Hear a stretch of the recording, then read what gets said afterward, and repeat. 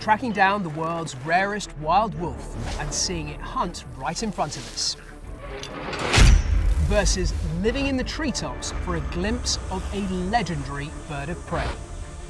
Which of these moments from Deadly 60 do you think's going to win our Deadly Showdown? I'm Steve Backshall, and in this new series we're pitting some of the wildest, the scariest, the most freaky, the most frightening and the funniest against each other in Deadly Showdowns. And today it's the battle of the endangered species.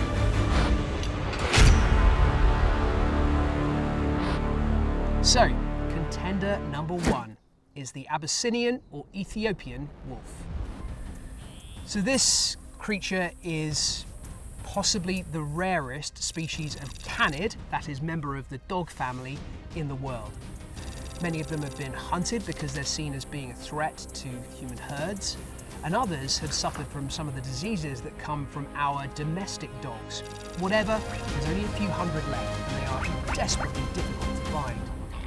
There is one area of the high mountains in Ethiopia where you can find them, but it needs a lot of time and a lot of patience. So it was a really rather remarkable moment when we pulled over at the side of the road in our Jeep because my cameraman Graham had spotted something up on the mountaintop alongside us. Oh my God, that's it.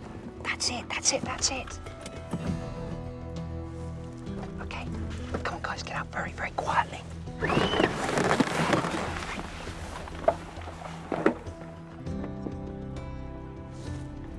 This is unbelievable. The hillside here is covered in gelada baboons, and heading off right through the middle of them, up through that valley, is an Ethiopian wolf.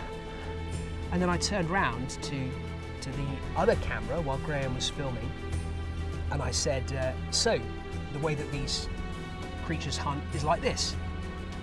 And I described it. And when he sees something, he stops dead and then just goes into stealth mode. I described them sneaking along the ground on their belly up to a burrow and then leaping up into the air and smashing down into that burrow to snaffle the rodent or other small mammal that's living inside. And when I finished delivering my piece to camera, Graham, the cameraman, looked up at me like that and went, "You know what you just said? It just happened." Caught them all, I think, too. No, no.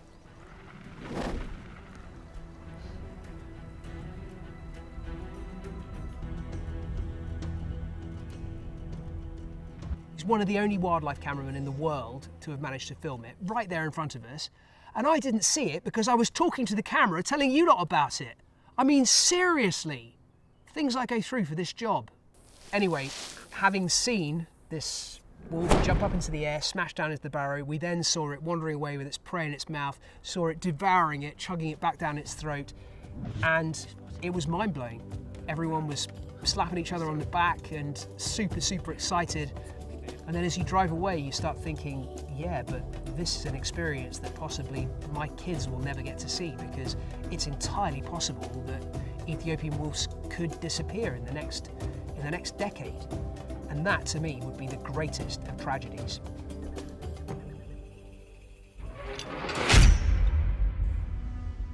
So who is my contender number 2?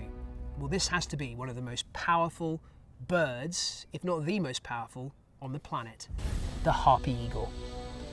So Harpy Eagles are found through the jungles of Central and South America. They are a massive bird. The very biggest and heaviest have weighed about as much as a sack of potatoes. They live right up in the forest canopy, and they swoop around, snatching with their giant talons for monkeys and sloths in the jungle canopy, and they'll then fly them back to their nest and feed them to their youngsters. They're such a powerful bird that their talons are as thick and heavy and long as the claws of a grizzly bear. And in full plumage, it is one of the most impressive creatures on the planet. Not just birds, any animal, the Harpy Eagle is just up there. But to find them and film them is really hard. Next stop, the middle of nowhere. First of all, they are endangered. They're threatened by us as human beings. We're chopping down the forest that they live in, and particularly the big high trees that they rely on for their nests. And so finding them, getting up to their level, is really, really tricky. So for a few days, We were looking around with our binoculars, trying to spot where we thought there might be a Harpy Eagle nest, and eventually we found it. We found the tree. Now all we needed to do was climb another tree so that we could film across to it. This is her tree. It's huge. We fired a line up, must have been 60 metres up into the forest canopy. Once we'd fired up some fishing line, we then pulled up the bigger, heavier ropes and then climbed and ascended right up to the top of the canopy where we could look across to this Harpy Eagle nest. I had decided that I was going to sleep up the tree. I was going to stay there, just waiting and watching and seeing what From the happened. distance out that way. And on the very first night, I was there in my portaledge. We're probably 60 metres up here, and that is a very long way down. It got to about midnight and my tummy started rumbling with the start of sort of gurgle that you never want to feel your tummy doing, and the insistence that pretty soon I was going to have to go, and not little jobs, big jobs. I had to shuffle down my harness a little bit and rock myself out over the back of the portaledge, aiming my bum out into the wind and squirting much the same way that the Harpy Eagle will do when it's going to the loo. And this went on for hours. Not nice. But we did get a spectacular view of a Harpy Eagle sat there on the edge of its nest, this feathered crest erected at the back of its head. The most spectacular bird I've ever seen, and one of the most endangered. So who's going to win?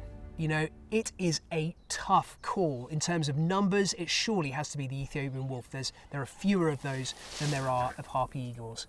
But in terms of the experience, do you know what? I'm going to go with the eagle, even though it did involve a total loss of my dignity. Not that I've got much of that left anymore. So what do you think? Who would win your battle of the endangered species? There's lots more Deadly Showdowns and more deadly content on BBC Earth Kids. So head over there and subscribe. And all the very best from me, Stevie B. Awoo!